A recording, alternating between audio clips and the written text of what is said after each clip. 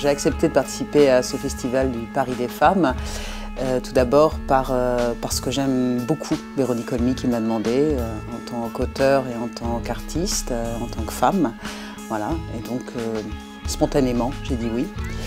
Et puis parce qu'il me semblait extrêmement important qu'un tel festival existe à l'heure actuelle, où quoi qu'on pense, les textes d'auteurs femmes sont très peu présents encore dans le paysage théâtral français.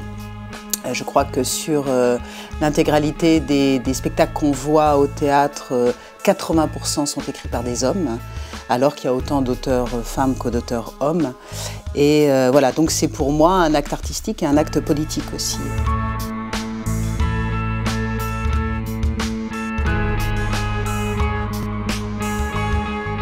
Alors comment j'ai travaillé autour du thème de Guerre et Paix, donc pour en arriver à l'écriture de Cas de la Folle. Tout d'abord, je me suis détournée de Tolstoï, c'était un choix, parce que j'aime pas le Tolstoï.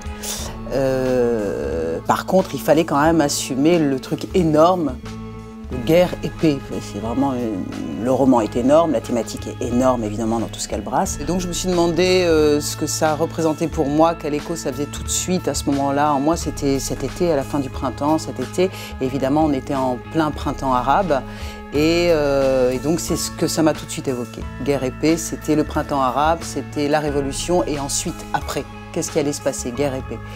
Et du coup, je me suis orientée notamment vers la figure de ces dictateurs qui étaient en train d'être renversés, enfin pas tous malheureusement, et notamment d'un des dictateurs les plus ahurissants qui soient, les plus monstrueux, en même temps un être complètement invraisemblable, c'est Kadhafi. Voilà, qui à l'époque, quand j'ai écrit le texte, n'avait pas encore été tué. C'est posé à moi la question du pouvoir et de la représentation du pouvoir et de la façon dont ça transforme les êtres. Donc voilà, je me suis amusée avec ça et en fait est sortie une chose sur laquelle j'avais jamais encore travaillé jusqu'à présent, qui est une farce politique, une énorme, enfin je dis énorme dans le sens c'est extrêmement grossier, je pense qu'il y a dedans un hommage, clin d'œil à Copy, par exemple au délire de Copy.